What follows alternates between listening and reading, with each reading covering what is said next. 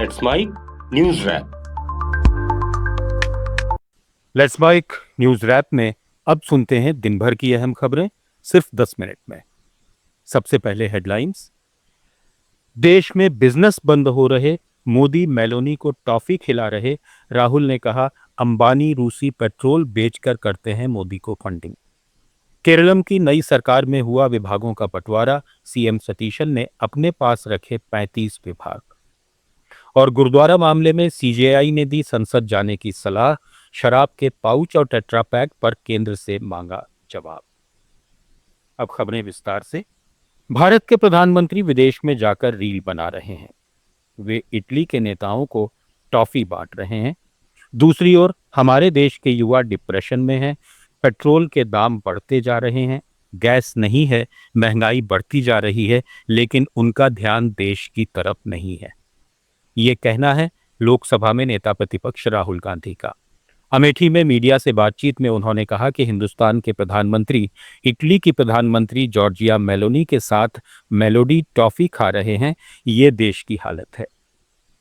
युवा डिप्रेशन में है, कैंसिल हो गया, पेट्रोल के दाम बढ़ते जा रहे हैं, गैस नहीं है, महंगाई बढ़ती जा रही है और हिंदुस्तान के प्रधानमंत्री मेलोनी जी के साथ मेलोडी टॉफी खा रहे हैं। ये है हालत देश की। बता दें कि भारत और इटली की दोस्ती इस वक्त सोशल मीडिया पर छाई हुई है। प्रधानमंत्री नरेंद्र मोदी ने इटली की पीएम जॉर्जिया मेलोनी को मशहूर मेलोडी टॉफी गिफ्ट की। मेलोनी ने इसका वीडियो शेयर करते हुए लिखा, मोदी मेरे लिए बहुत अच्छी टॉफी लेकर आए, मेलोडी थैंक यू। दोनों नेताओं ने साथ डिनर किया, रोम की सड़कों पर घूमे और ऐतिहासिक कोलोजियम का दौरा भी किया। पीएम मोदी ने कहा कि भारत और इटली के रिश्तों को और मजबूत बनाने पर बातचीत जारी रहेगी। Prime Minister Modi brought us a gift, a very, very good toffee.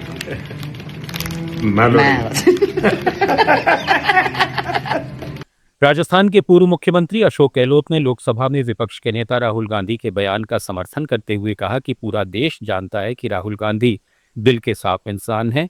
वे लगातार सरकार को आगाह कर रहे हैं और एक जिम्मेदार नेता प्रतिपक्ष की भूमिका निभा रहे हैं। सरकार को समझना चाहिए कि लोकतंत्र में नेता प्रतिपक्ष का महत्वपूर्ण स्थान होता है। राहुल गांधी देश की समस्याओं और जनता की चिंताओं को लगातार उठाते रहे हैं और वे देश हित में अपनी भूमिका निभा रहे हैं। लगातार वो नेता प्रतिपक्ष की भूमिका निभा रहे हैं। इस सरकार को समझना चाहिए नेता प्रतिपक्ष का एक महत्व होता है, वो पद है। अगर आप प्रधानमंत्री चुने गए हैं तो राहुल गांधी जी भी नेता प्रतिपक्ष चुने गए हैं, विपक्ष के नेता हूं, और आप उनको जिस प्रकार से व्यवहार कर रहे हैं वो उचित नहीं कहा सकता।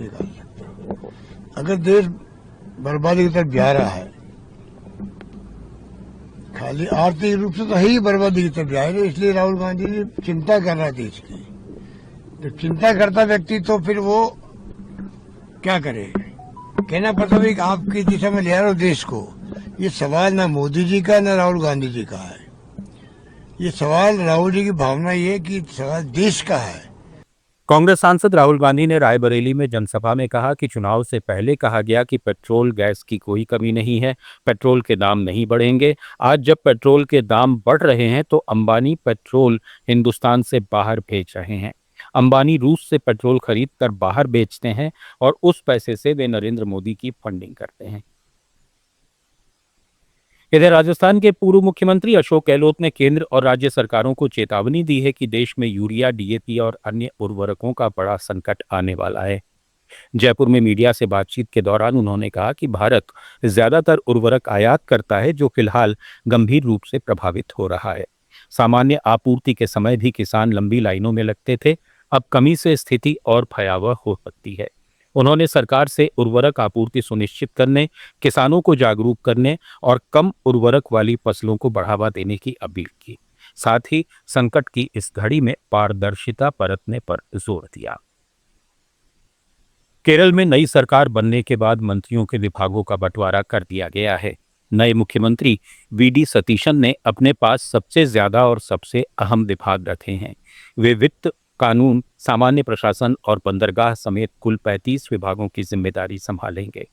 कांग्रेस के वरिष्ठ नेता रमेश चेन्नीथला को गृह और विजिलेंस विभाग दिया गया है।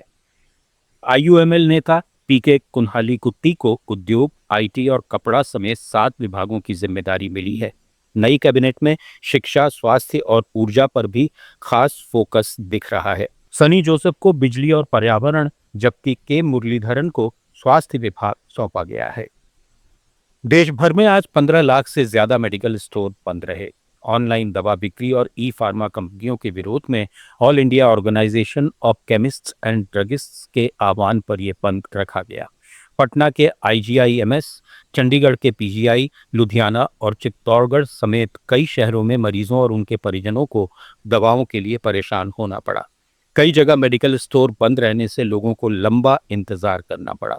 हालांकि संगठन ने कहा है कि अस्पतालों से जुड़े मेडिकल स्टोर और इमरजेंसी दवाओं की सप्लाई पर कोई असर नहीं पड़ा है।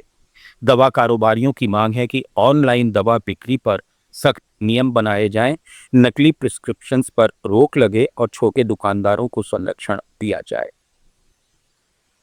आम आदमी पार्टी के राष्ट्रीय संयोजक अरविंद केजरीवाल पंजाब के 2 दिन के दौरे पर पहुंचे, जहां उन्होंने आगामी चुनावों को लेकर पार्टी नेताओं के साथ लुधियाना में अहम बैठकें की।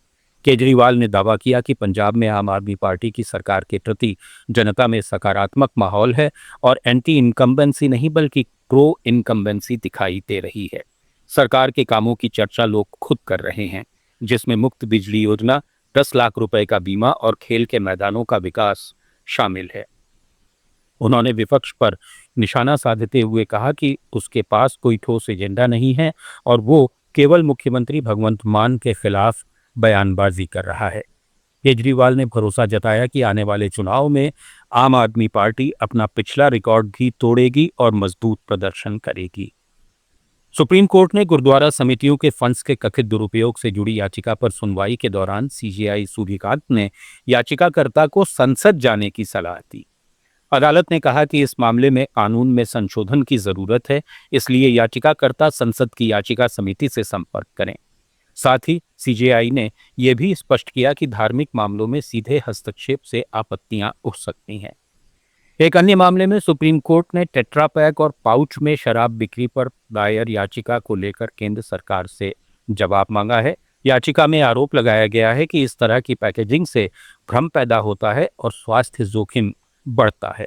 याचिकाकर्ता ने पूरे देश में एक समान नीति बनाने और ऐसी पैकेजिंग पर प्रतिबंध लगाने की मांग की है। कोर्ट ने मामले पर सुनवाई जारी रखने पर सहमति जताई है। भारतीय शेयर बाजार आज उतार चढ़ाव के बाद हरे निशान पर बंद हुआ। बुधवार को शुरुआती कमजोरी और कच्चे तेल की ऊंची कीमतों के दबाव के बावजूद सेंसेक्स 117 अंकों की बढ़त के साथ 75,318 पर और निफ्टी 41 अंकों की मजबूती के साथ 23,659 पर बंद हुआ। रिलायंस और हिंडाल्को जैसे शेयरों में अच्छी खरीदारी देखी गई, जबकि टाटा स्टील, बीईएल और कुछ अन्य शेयर टॉप लूजर्स रहे। रुपया डॉलर के मुकाबले 13 पैसे गिरकर रिकॉर्ड 96.83 के निचले स्तर पर बंद हुआ। इधर झवेरी बाजार में सोने चांदी के दामों में आज तेज गिरावट दर्ज की गई। India Boolean and jewellers association के अनुसार 1 किलो चांदी की कीमत 3761 रुपए गिरकर 2,65,000 रुपए पर आ गई, जबकि 10 ग्राम 24 कैरेट सोने का भाव 1116 रुपए कम होकर 1,58,000 रुपए रह गया। देश भीषण गर्मी की चपेट में है।